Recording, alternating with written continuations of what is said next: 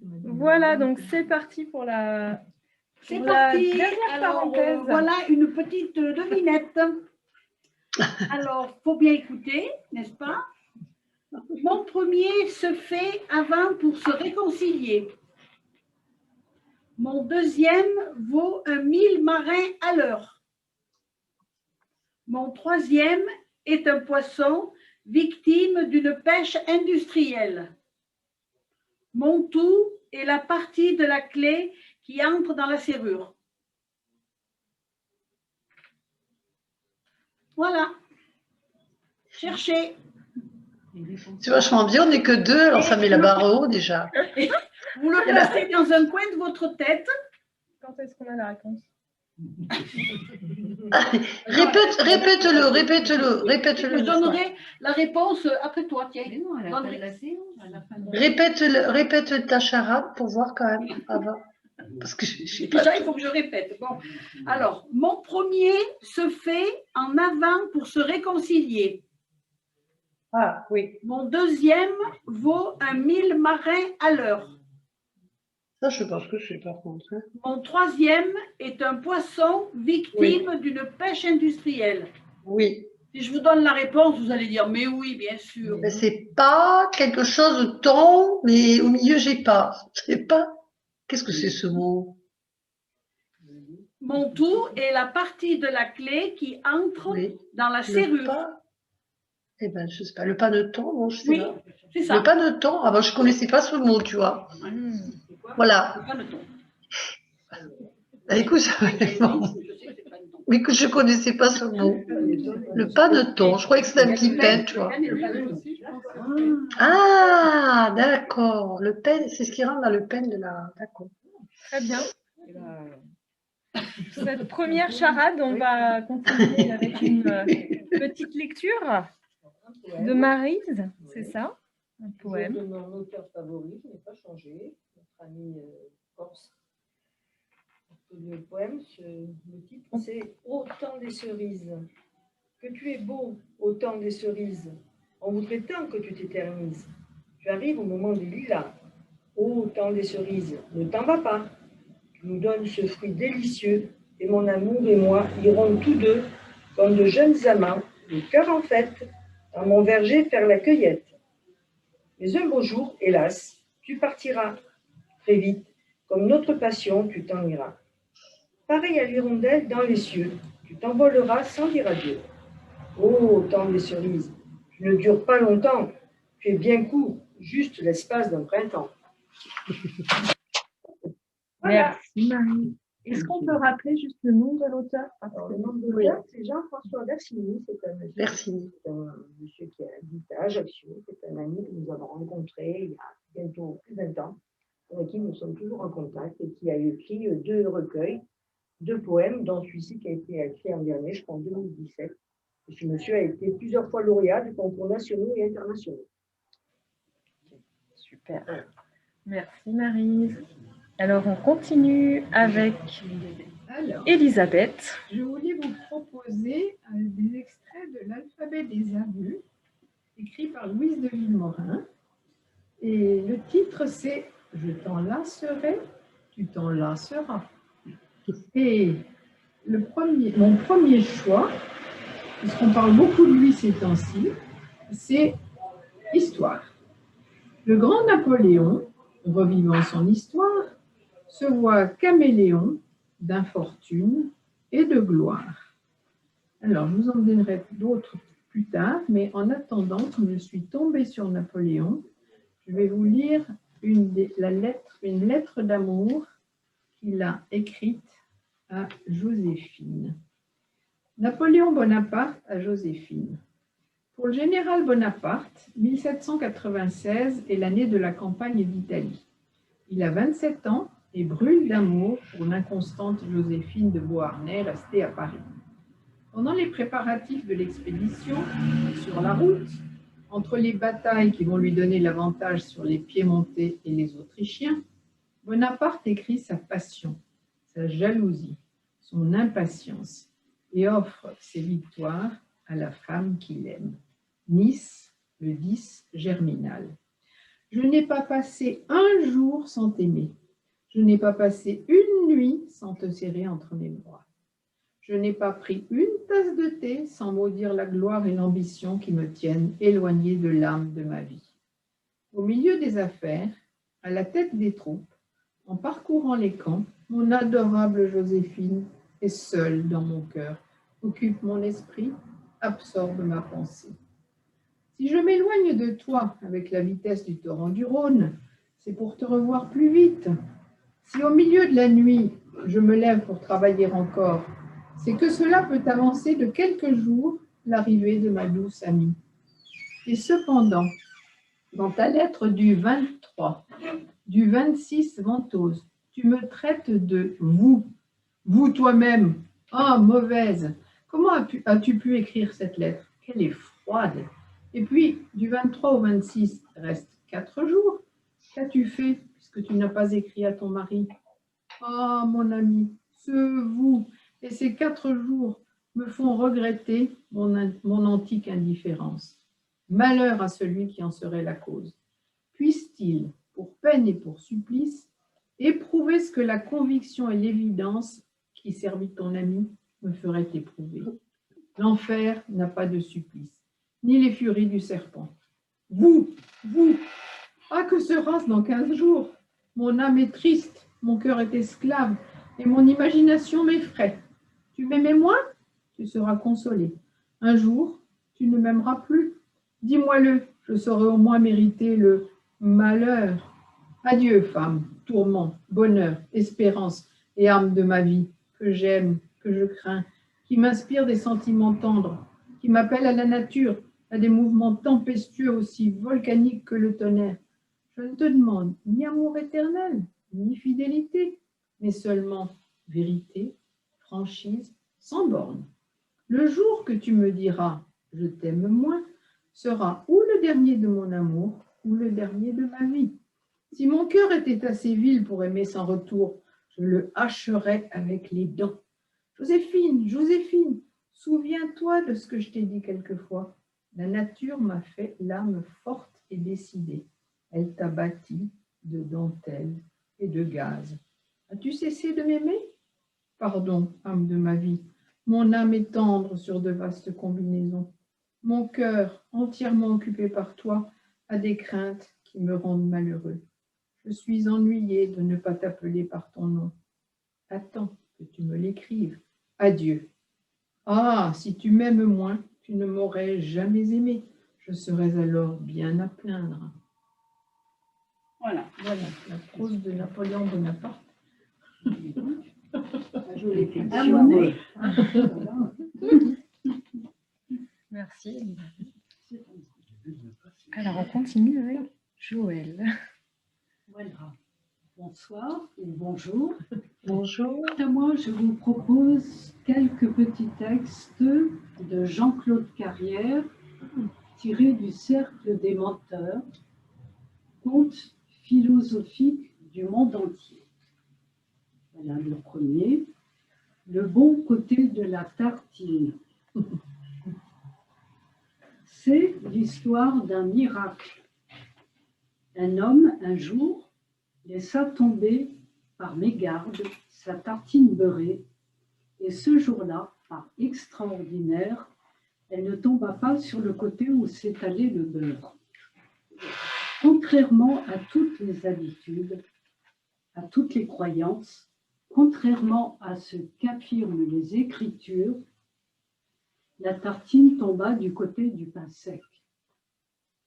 Il s'agissait bel et bien d'un miracle. Le bruit se répandit à toute vitesse dans la petite ville.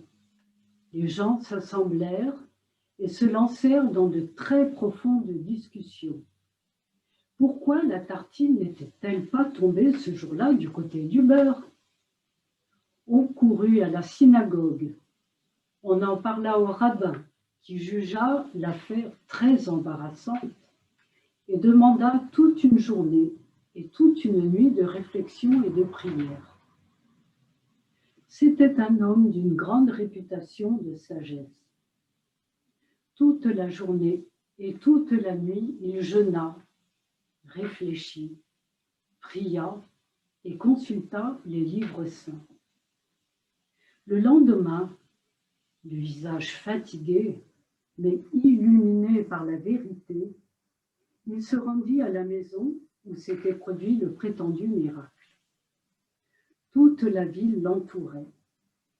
Il se fit conduire auprès de l'homme et lui dit : « La solution est simple, je vais te la dire. Ce n'est pas la tartine qui est mal tombée. C'est toi qui as mis le beurre du mauvais côté. » C'est bien un jeu de carrière. Merci. Merci, Joël. Et on continue Voilà. ensuite avec Nick. Alors, bonsoir. Quant à moi, j'ai cherché à trouver un petit poème de Guillaume Apollinaire tiré de son recueil intitulé Alcool sur le printemps. C'est le printemps. Viens-t'en, Toquette, te promener au joli bois. Les poules dans la cour caquettent. L'aube au ciel fait des roses plis. L'amour chemine à ta conquête. Mars et Vénus sont revenus, ils s'embrassent à bouche folle devant des cystes ingénus ou sous les roses qui feuillolent de beaux dieux roses dansent nus. Viens, ma tendresse est la régente de la floraison qui paraît, la nature est belle et touchante, Pan sifflote dans la forêt et les grenouilles humides chantent. Merci. Ouais. Après, c'est qui c'est toi? C'est moi. Ah ben, c'est de nouveau Martine. Alors, Ah oui, c'est de nouveau moi. Hein. Mais non, et je crois qu'il va lire au deuxième tour. À mon deuxième tour. Martine, excusez-nous. Marie-Christine, à vos Oui. marques. D'accord. À vos Il y, marques. a, il y a Coco aussi, mais elle n'a pas son micro ouvert. Alors, elle On n'entend pas? Non, mais elle peut pas, on peut pas l'entendre. elle peut pas parler. Donc, si ça se trouve, elle a les solutions aussi. Mais bon, c'est pas grave. Alors, j'allais dire à vos marques, prêts, partez. Mon premier est au-dessus de nous. Mon deuxième est une sélection. Mon troisième est un animal familier. Mon tout est européen. Dur, dur. Autrichien. Oh là là!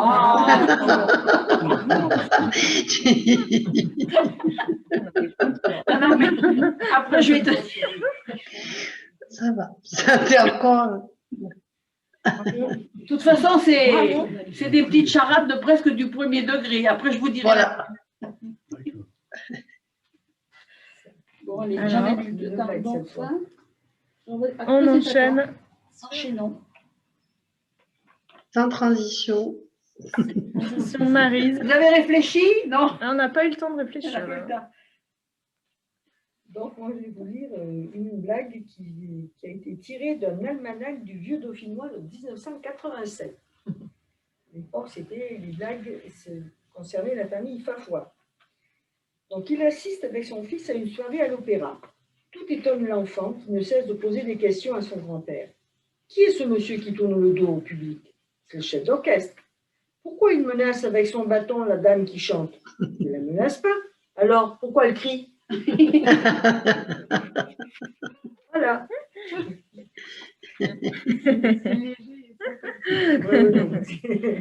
C'est bien. Oui. Ça distrait les gens. Ah, ouais, cette saison, hein, c'est Oui. c'est le moi 1er avril aujourd'hui. Non, c'est à toi. Non, c'est oui. On va pas sauter ton tour chaque fois quand même. Jean-François. Oui. Alors, j'ai aussi choisi un poème, disons, qui touche le printemps.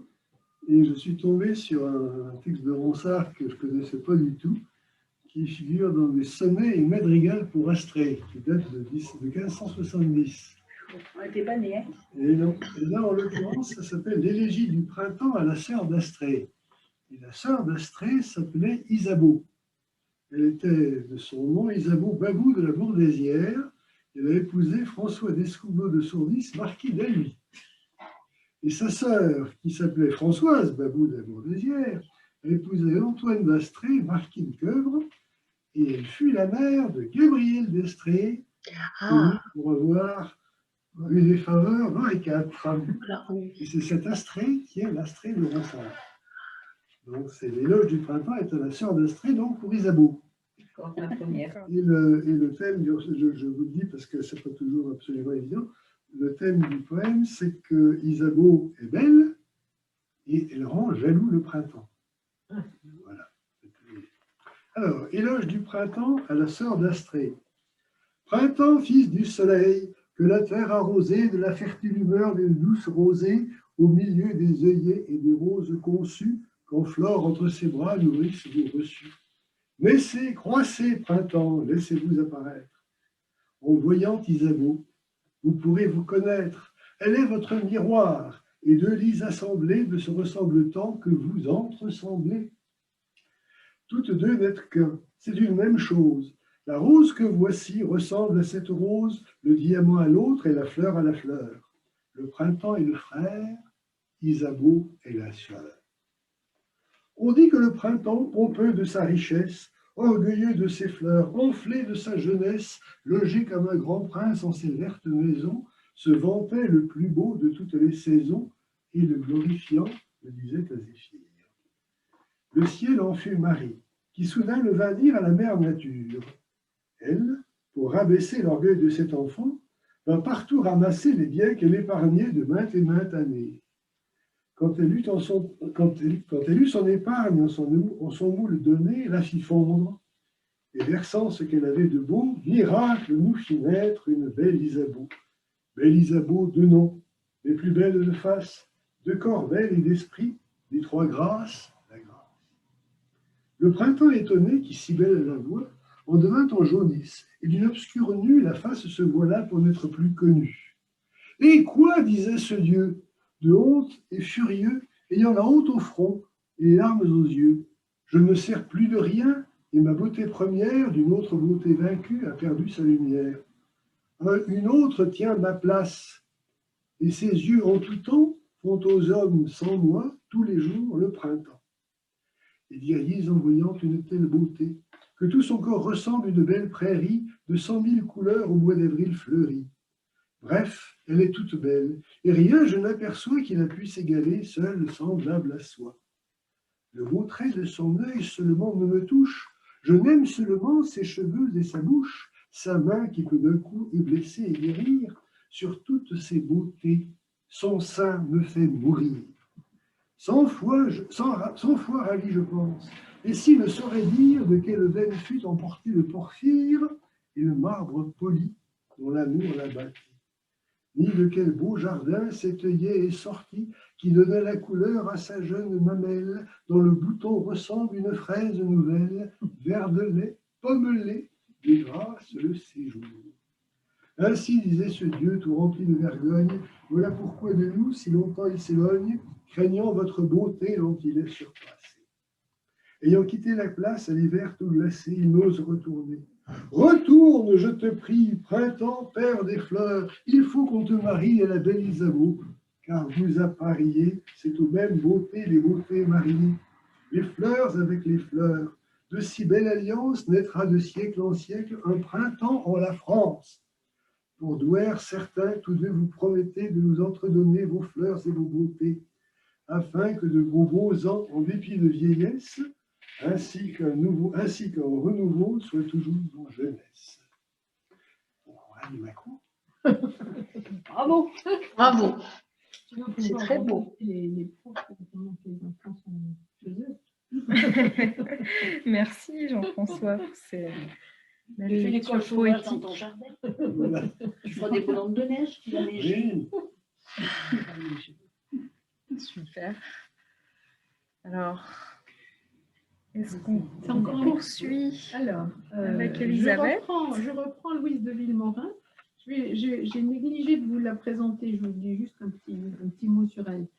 Louise, c'est assez amusant. Louise de Villemorin aurait pu être une virtuose du SMS, car chez elle, élégie s'écrit L-E-J, et les baisers d'hier, L-B-Z-I-R.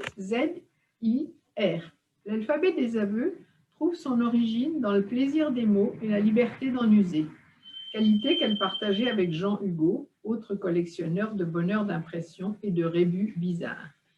Utilisant l'allitération et le calligramme, le palindrome et le lorime, la charade et le rébus, Louise de Villemorin prend place dans la tradition des grands rhétoriqueurs et des écrivains et poètes qui voient dans le langage moins le véhicule transparent de l'expression que la source même de la création et d'une jouissance singulière. Alors, j'en ai trouvé un autre qui me plaît bien. Lui m'aime à tant. Pour mes formes, on m'aime à tant que mon mari lui-même attend. Alors, celui pour lequel j'ai apporté mon chapeau, il s'appelle Soleil. Le soleil me regarde en face. Veut-il mon chapeau ou ma place? Voilà, il y en a encore un ou deux. L'œil et l'œillet. L'œillet grenat et l'œillet mauve, dans la chambre des jours heureux, de leurs parfums font une alcôve pour mon amour, dont l'œil est bleu. L'œillet grenat et l'œillet rose, à l'heure où le baiser se prend, parfument la main que je pose sur mon amour, dont l'œil est grand. Si de mon amour l'œil est triste, l'œillet mauve et l'œillet grenat, en leur parfum qui tant insiste, ranime l'heure qui sonna, et le geste qui vient se rendre à mon amour dont l'œil est tendre. Je vais lire le dernier, ça s'appelle Fantaisie à l'intérieur du recueil. Je vous montrerai l'image. Un de mes amis me raconte, sans éprouver la moindre honte, qu'il prend le conseil de son chien quand il écrit à sa maîtresse. Elle ne se doute de rien. Et, dit-il sans délicatesse, mon chien et moi, nous rions bien. C'est quoi cette petite musique? Ça doit sonner la fin. D'accord. Voilà. Ça, c'est Merci. de Villemorin. Bon, Et on je vais poursuit. vous lire un deuxième petit texte de Jean-Claude Carrière qui s'appelle « La pénurie de poissons ». Au début des années 1980, au moment où la plus sévère pénurie frappait la Pologne, on y racontait, comme pour se défendre, des histoires de circonstances. En voici une.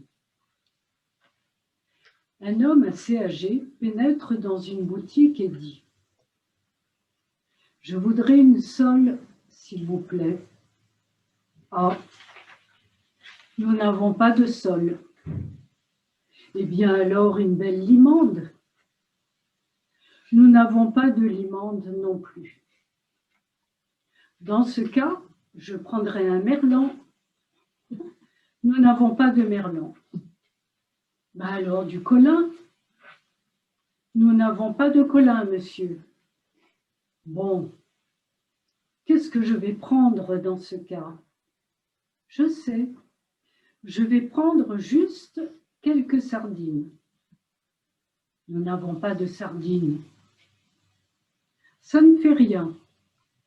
Donnez-moi une belle anguille. » « Nous n'avons pas d'anguille. » « Et la truite? » « Non plus. » Impatienté, le commerçant interrompt alors le client qui allait demander autre chose et lui dit « Monsieur, c'est une boucherie ici. C'est l'endroit où il n'y a pas de viande. L'endroit où il n'y a pas de poisson, c'est en face. »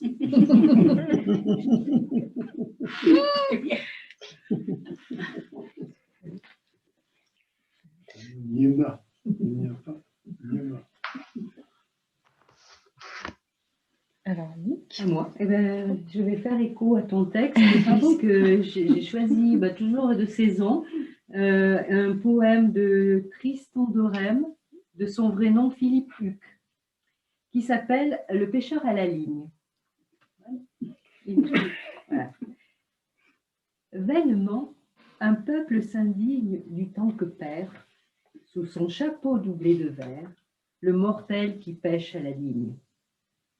Au soleil, ou dans la fraîcheur qu'un bois lui verse, il rit à l'ombre que traverse l'éclair d'un bleu martin pêcheur. Il rêve, et rêve d'une sole, ou d'un poisson aérien. Mais c'est un sage, il se console s'il ne prend rien. À son logis, il rentre et dîne d'une sardine à l'huile. Il a le cœur tremblant, car devant la sardine, il songe. Il voit la dorade et l'éponge, et sous ses yeux, un requin plonge dans cette boîte de fer blanc. Il peut être loin de la grève, il suffit de faire un beau rêve.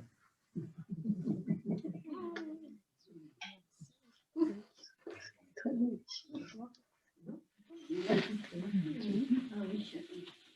De lire un poème, Martine. Martine, un poème. Attends, c'est à moi, alors, tu veux le poème. Le poème? Oui, parce qu'elle dit. Ah oui. C'est ce qui est programmé. C'est programmé. Mais tu lis autre chose si tu veux. C'est toi qui avais dit. Non, mais j'avais dit un poème. Oui, oui, d'accord. Bon, alors ça, c'est un poème dont vous n'avez jamais entendu parler, vous l'avez jamais lu, jamais vu, parce que c'est un poème qu'a écrit mon beau-frère quand il était au service militaire. Mon beau-frère a 83 ans. Donc, quand il était au service militaire, il a eu un petit accident qui lui a empêché de continuer sa vie, pas professionnelle, mais il voulait être prof de philo, et du coup, il s'est rabattu sur l'enseignement instituteur. Et comme il a été opéré d'un œil, parce que son beau-frère lui avait lancé un truc dans l'œil, voilà, c'est l'histoire, il a été arrêté, et pendant son arrêt, il a écrit. Donc, il a fait un recueil de poèmes. Donc, je vais vous en lire un.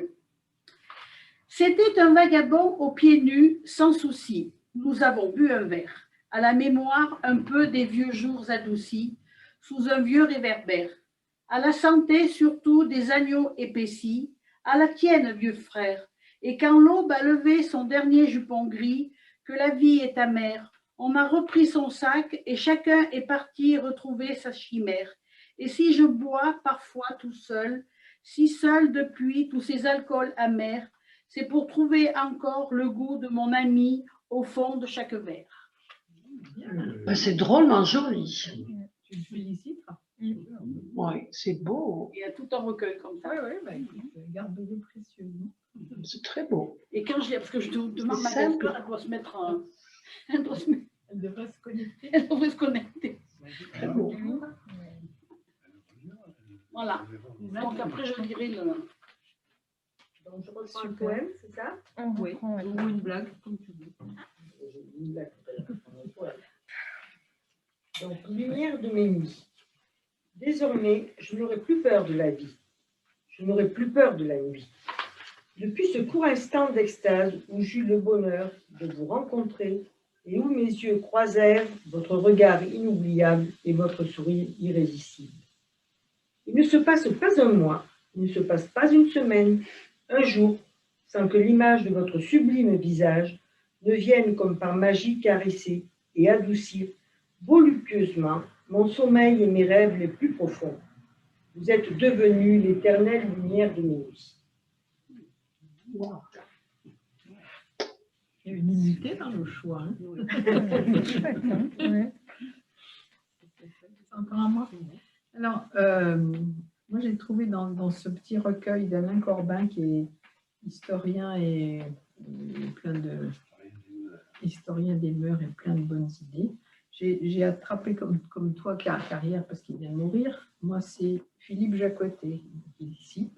Enfin, il cite tous les gens qui ont écrit sur l'herbe. Et bon, mais Philippe Jacotet, je trouvais que c'était le moment parce qu'il est mort à Grignan. Philippe Jacotet clame le grand bonheur de découvrir les violettes, révélatrices de la survenue du printemps. Terminons cette brève série par ce poète qui est sans cesse revenu sur la joie du printemps. Son évocation du mois de mai correspond pour lui à la fête de l'herbe, la fête des prés. Ce sont ces grands prés mobiles mais silencieux leur étendue vibrante, habitée de fleurs anonymes. Un frémissement de tiges fines, droites, porteuses de graines, à peine attachées à la terre, bien que liées à sa noire profondeur. Comme si la terre s'inclinait en montant vers le futur, lui tendait ses offrandes sans poids à la rencontre de la pluie, leur sœur.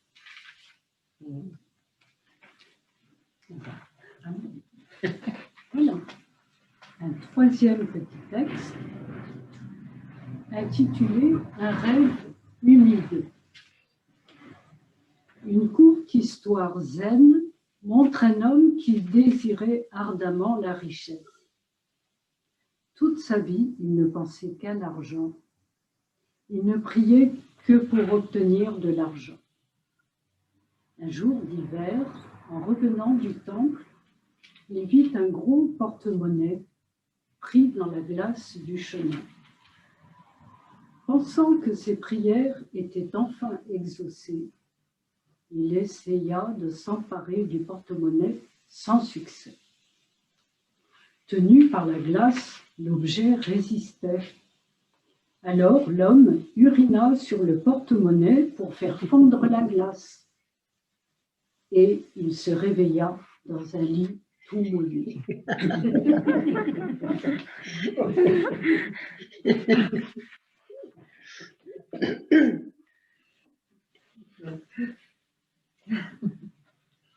Alors, moi, mon dernier poème, c'est un poème de Blaise Sandra. Et il m'a paru tellement d'actualité. C'est une invitation au voyage, mais qui correspond à notre réalité. Enfin, il m'a semblé. Donc, ça s'appelle Complet blanc. Je me promène sur le pont dans mon complet blanc acheté à Dakar. Au pied, j'ai mes espadrilles achetées à Villa Garcia. Je tiens à la main mon bonnet basque rapporté de Biarritz. Mes poches sont pleines de caporal ordinaire. De temps en temps, je flaire mon étui en bois de Russie. Je fais sonner des sous dans ma poche et une livre sterling en or. J'ai mon gros mouchoir calabré et des allumettes de cire, de ces grosses que l'on ne trouve qu'à Londres. Je suis propre, lavé, frotté plus que le pont, heureux comme un roi, riche comme un milliardaire et libre comme un homme.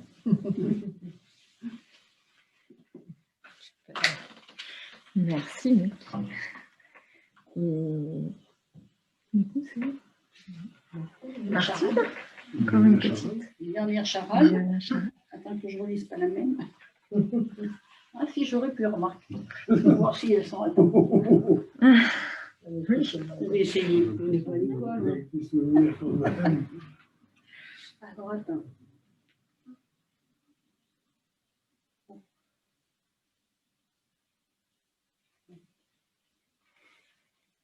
Mon premier est inaccessible s'il l'est trop. Mon deuxième peut être un broutard. Mon troisième est un paysage pittoresque. Mon tout est une gamète femelle pas encore arrivée à maturité. Ovocyte. C'est un broutard. Ça oui. Il faut s'entraîner. Je sais pourquoi tu rigoles. Non, pourquoi? Bon, ben, je vais en dire une autre courte. Ouais, parce qu'on n'a pas le temps de... Ah, mais il ne faut pas que je réponde, peut-être. Vas-y. Attends, après. Tu sais qui va lire? Non, je veux bien vous lire quelque chose que j'ai écrit moi-même. Ah, oui. Ah, alors ça c'est vraiment le jour. Je voulais publier ça quelque part, mais je n'ai pas fait. Je ne suis pas Guillaume Apollinaire, mais je sais faire un calligramme. Alors, lors de la première vague de Covid, Saillant a proposé une réponse en forme d'injonction. À vos masques, prêts, cousez. Et tous et toutes de se mobiliser. Collecte de tissus, de modèles différents, etc. Donc j'ai écrit avec mon dessin. Es-tu masqué? Je t'emmène au mal masqué. Mascarade. Voilà. Mais c'est Du bien. coup, il faut le voir. Il faut le Ah ouais, voir. Ah oui, tu peux l'approcher de la... C'est difficile. Attends, je vois pas. Ah oui, oui, oui, oui, ça y est. Ah, chouette. Ah, c'est bien.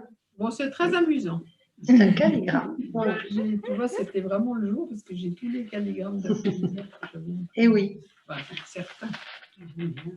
Ouais, là aussi.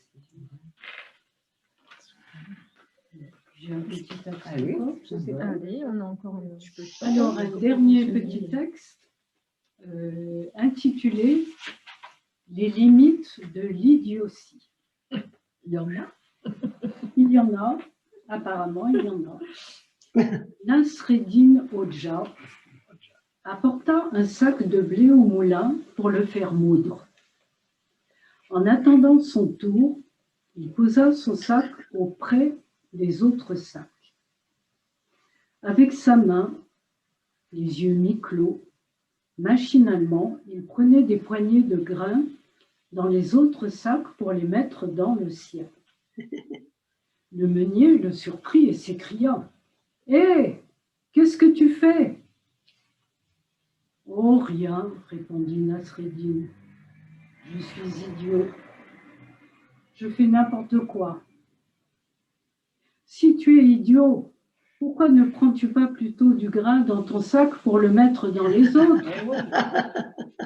Parce que je suis idiot, dit Nasreddin, mais pas à ce point-là.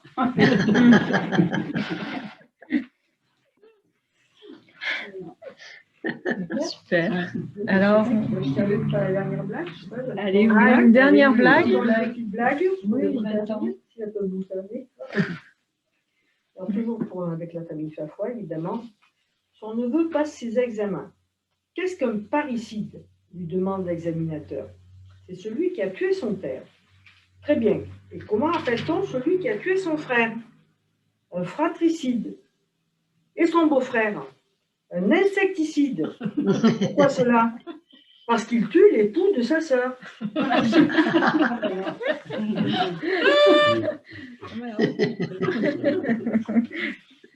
Voilà. On a tenu les temps. Sur ces belles paroles. On a tenu les temps. Oui, oui. Merci à tous d'avoir participé à ce chouette moment de lecture poétique et drôle aujourd'hui, et rafraîchissante. Je dirais. Moi, je filme. Et donc, c'était la dernière parenthèse avant une petite reprise à l'automne, plutôt. On fait une petite pause, et puis à l'automne, on reprend. Et je vais vous en lire un dernier. Trop rigolo. Voilà. Trop rigolo. Non, c'est pas rigolo, mais bon. J'aurai moins froid au fond de mon tombeau. Si sur ma croix pousse un coquelicot, j'aurai moins peur dormant dans mon cercueil si une fleur t'aide à porter mon deuil. J'aurai moins mal au bout du firmament si mon cheval peut vivre encore longtemps. C'est beau. Moi, j'adore. Non, mais c'est pas rigolo, mais bon, c'est. Ah, c'est. Ça pourrait être mis en musique. Oui. La prochaine fois. Super. Bon. Les auditeurs, ça vous a plu également? Oui, beaucoup, bien sûr. Oui, oui. Je vous remercie tous. C'était très bien. Il y avait beaucoup d'intervenants, c'est très agréable, donc c'était éclectique. Voilà. Aujourd'hui, on a mis le paquet. Voilà. Ah ouais, vraiment, là, je suis comblée, là. Bon. Super. Un grand merci à tout le monde. Et puis, Merci. à Merci très à vous. bientôt. Bel été à tous.